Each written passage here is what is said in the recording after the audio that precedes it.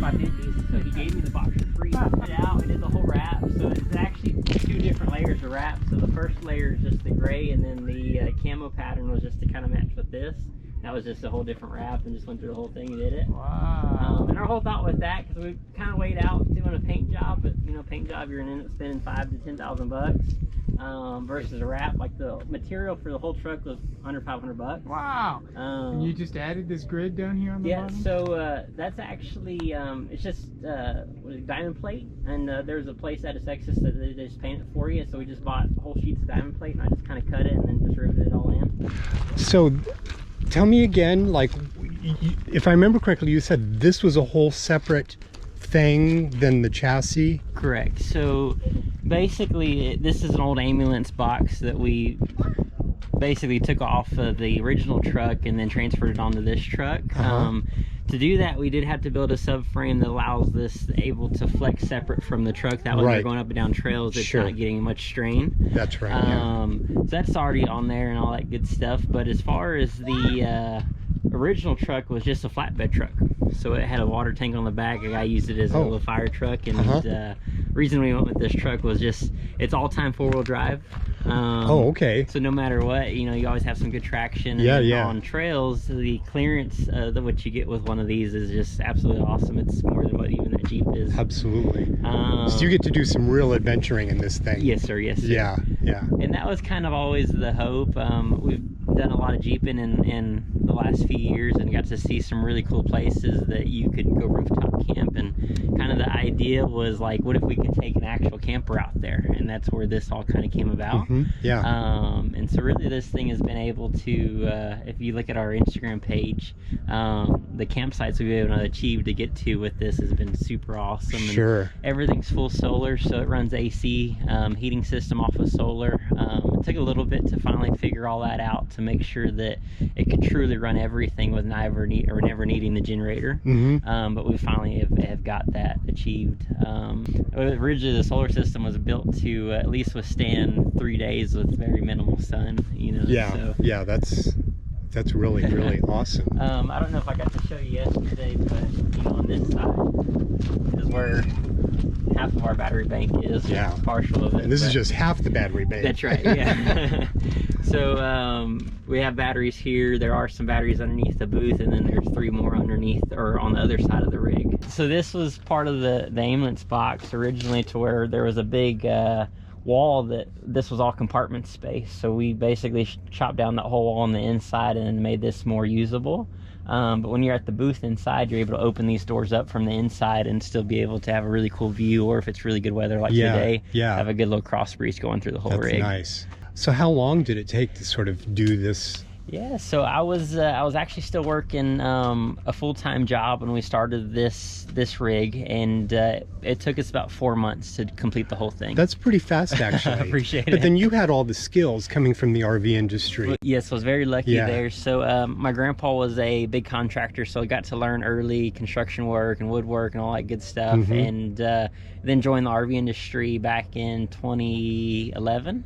And was a technician for a while, and then I got into sales, and then I was running a dealership out of Austin for a while. Yeah, that's good experience. Yeah, and it was just it was a great experience. I got to learn so much about RVs, and then also just I took everything that I've ever seen from manufacturers I loved and try to put it into this. Right.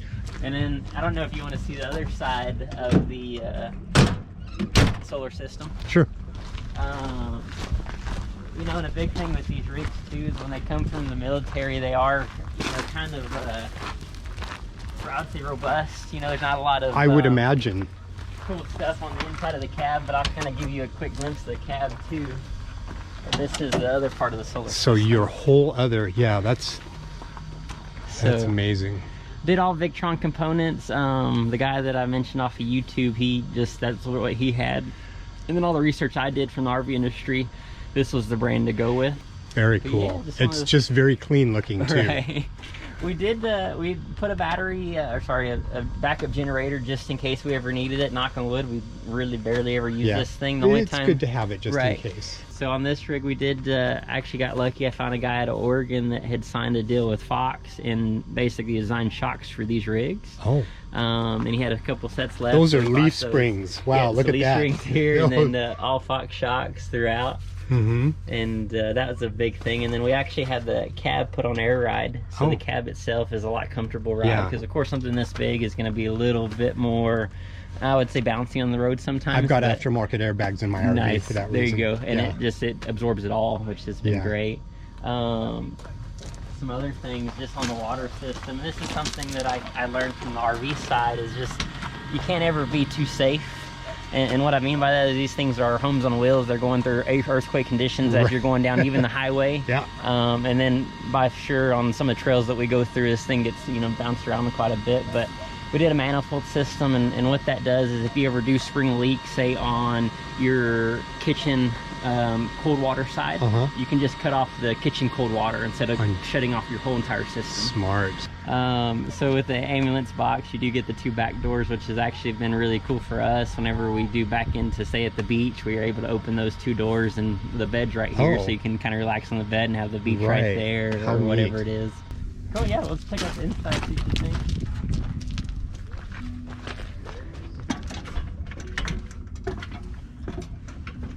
And on our page, we do have like a walkthrough when we first built it before. Okay, wow, yeah. Because right now it's really, we've been living in it for 7 months, and of course the little one kind of makes it a little hard. Yeah. But it's been great. It's usable space. The woodworking is so, it's just so nice. I appreciate it. Were these prefabricated types of... Yep, so this is a big piece of butcher block. So I think I found this piece at Lowe's. And then we just did the waterfall edge with it. So basically cut it at a 45 to kind of do that waterfall edge. And I'd seen that on Pinterest one day, and I was like, oh, that's what we got to do. It's super cool. Right? But all the cabinetry, of course, we had to kind of build from scratch, just to kind of make it fit this space the way that we wanted it to. But full shower and toilet. So we did decide to go RV toilet versus like a compost or one of those other variety of toilets. Yeah. And kind of my reason was that we're able to have a pretty big tank. So we have a 48-gallon black tank on this one. So basically that's been able to last me and my wife about 2 weeks. Oh, okay. And then that was just us being like, oh, we got to be getting pretty close to full. Let's go dump it. Yeah. And so that's just a neat thing with that. And it's not too hard to find dump stations, honestly. Right. Not at all. So, and the pattern on the walls too, so you've continued that. That is super neat. So originally, of course, with those 2 doors I was telling you about, it was just kind of robust. It was like the, I guess the diamond plate was what was right here. So I was like, how can we make this feel more like our area? So we just kind of made some wood art and put it on the doors, and it just opens perfectly, and good from there. But we did go like the Laguna table, which was pretty cool. So in the kitchen, if you need more counter space, this thing will actually lift up and then come over, so that way you have more counter space if you need it. That's clever. And then also this will become more sleeping space. So it makes into about a full-size bed. So that way if you needed a little more sleeping space, you got it. Electric fireplace, which is just kind of one of those little luxuries. I will tell you. That's a nice touch. Right. And this is all kinds of stuff that we just added on our trip as we kind of figured out, 7 months in, that we really needed just a little bit more for all the things that we have. Now, is the flooring, is it sheet vinyl or vinyl planks? Sheet vinyl. That's what I put in my RV. I ripped all the carpet out. It's awesome. Right. And the reason we did sheet vinyl versus vinyl planks is it's that vinyl planks, the hard part is a lot of times if it doesn't, I would say, cure well in the time that you let it sit. You're supposed to go let it sit in its environment for, say, I think a week or so, or a few days. But they fluctuate, so sometimes they'll shrink and then they pull apart from the edges. Yeah. And that's what our last build, we did the vinyl planks, and I even did the whole week in here, but I guess just from the different temperatures that we kept having, the dang things would separate.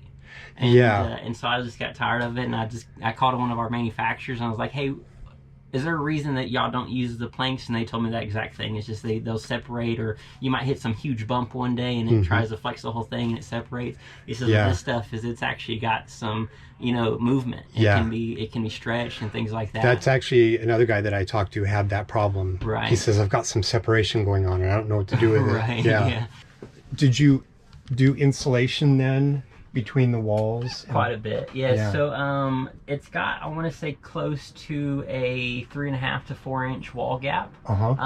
So we basically bought like the really high-end foam that you can get at Home Depot, and then we basically just carved out every single section to make sure it was in there nice and tight. Very cool. And then kitchen-wise, kind of what we did is, of course, workable cabinets, but we did an induction cooktop.